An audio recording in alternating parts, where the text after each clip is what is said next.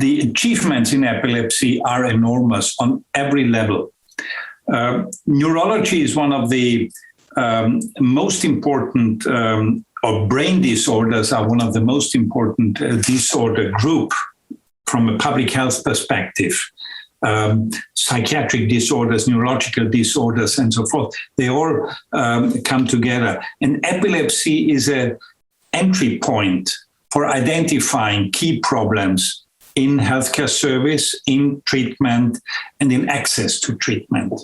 Overall, it's a public health imperative. And I think the WHO reacted to that. After a long period of discussions with several institutions, there is an intersectoral global healthcare plan on the way, which is now discussed intensively. Why? Because we can achieve seizure freedom. And this is something many other disease areas cannot. But we are not doing that on a global level. So many people are untreated.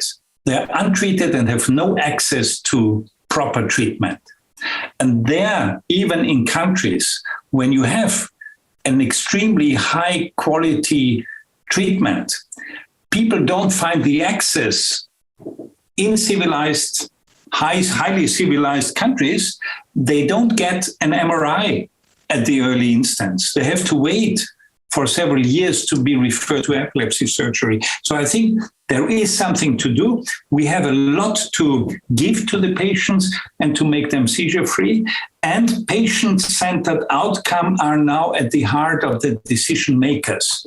And I think that is something which we can be proud of if we achieve to move the healthcare to this direction. And all the other neurological disorders will profit from that.